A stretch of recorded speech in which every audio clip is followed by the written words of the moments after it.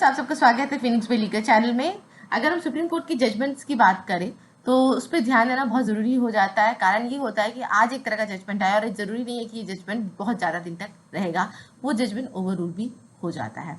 इसलिए इंपॉर्टेंट होता है कि हम सिविल कोर्ट के जो जजमेंट्स आते हैं, जो सिविल केसेस के जो जजमेंट आते हैं, उस पर हमेशा ध्यान दें।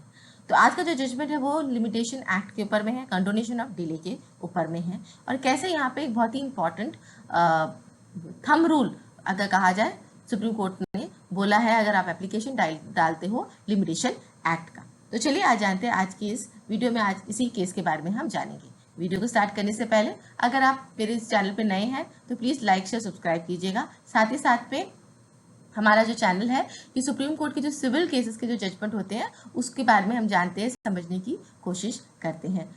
साथ ही साथ में हमारा वेबसाइट भी है फिनिक्स पे लीगल, जहाँ पे आप जो भी तरह का फॉर्मेट जो है वो जाकर ले सकते हो। ये खासकर लॉयर्स के लिए है और आम जनता के लिए अगर आपको कोई लीगल एडवाइस चाहिए तो आप अपॉइंटमेंट ले सकते हैं। तो चलिए स्टार्ट करते हैं। इसका जो केस नंबर है वो है Moolchand versus Union of India and others, civil appeal number 8435-8436 of 2024 है। इसका अगर हम फैक्ट्स ऑफ द केस की अगर बात करें तो इसमें ये होता है कि एक एप्लीकेशन फाइल होता है कैट में। कैट का मतलब होता है सेंट्रल एडमिनिस्ट्रेटिव ट्राइब्यूनल में एक एप्लीकेशन फाइल होता है क्लाइंट का, और उसके जो वकील होता है वो उस एप्लीकेशन को कैट से विड्रॉ कर लेता है और ये बात वो अपने क्लाइंट को नहीं बताता है।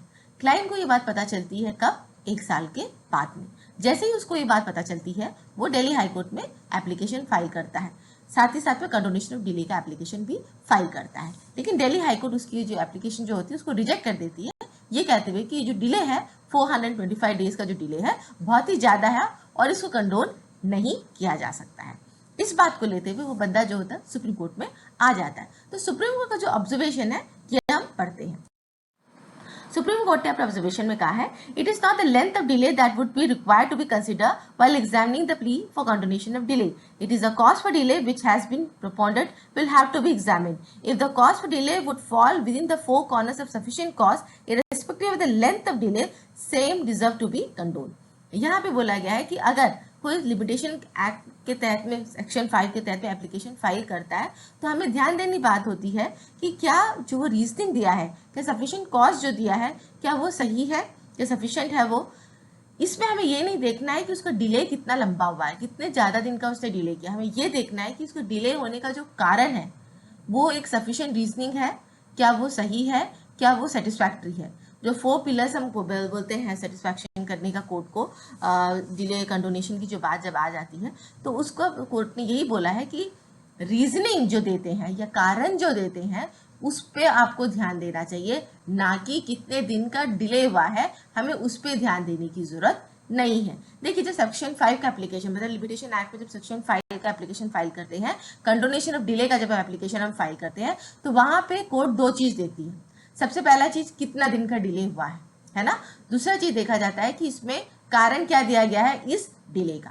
तो ये जो सुप्रीम कोर्ट का ये जो लेटेस्ट जो जजमेंट है, यहाँ पे सुप्रीम कोर्ट का जो एक थंब रूल जो सुप्रीम कोर्ट ने क्रिएट किया है वो ये कहा है कि आप कितना दिन का जो डिले हुआ है उसको ना देखें, आप ये देखें कि ये डिले हुआ क्यों है, कारण क्या है इस डिले का होने का, क्योंकि वही सबसे इंपॉर्टेंट फैक्टर है। अगर वो जो कारण बताता है एक सेटिस्फैक्ट्री कारण है, एक वो सफिशिएंट कॉज कोर्ट को दे देता है और कोर्ट उस कॉज से, उस रीजनिंग से सेटिस्फाई हो जाती है, उस टाइम पर the number of days of the delay जो होता है वो इतने मायने नहीं रखता है।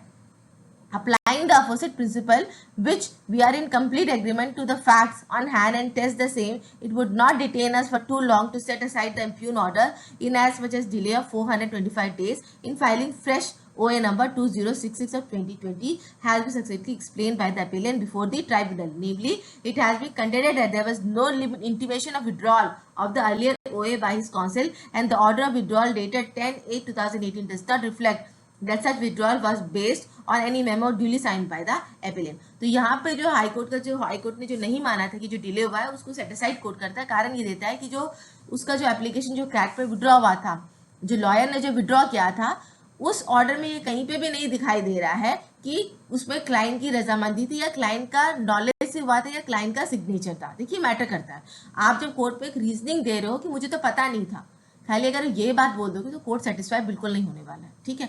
आपको रीजनिंग के साथ साथ प्रूफ भी देना होना चाहिए कि आपको पता नहीं था। तो इस केस में कैसे किया उसने कोर्ट में जो ऑर्डर कॉपी थी, जो सर्टिफाइड कॉपी थी, वो दिखाया। सर्टिफाइड कॉपी में जो ऑर्डर था उसमें ये लिखा है कि the case has been withdrawn. उस ऑर्डर पे कहीं पे ये नहीं लिखा था कि with the permission of the appellant या पेटिशनर, मतलब पेटिशनर के नॉलेज से विड्रॉ हो रहा है, या पेटिशनर का सिग्नेचर है, उस कोई एप्लीकेशन उसने डाला है विड्रॉ करने का।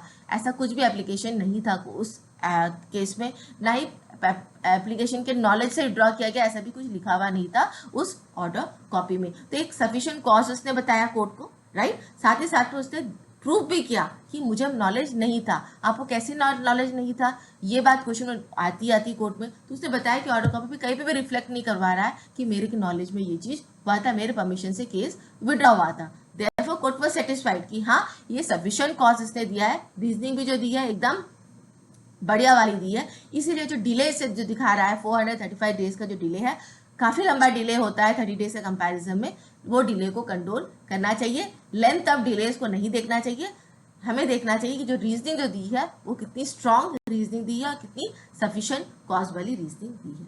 तो आई होप व्यूअर्स आपको आज का वीडियो अच्छा लगा है। अगर अच्छा लगा तो लाइक से सब्सक्राइब जरूर कीजिएगा। Thank you so much for watching my video.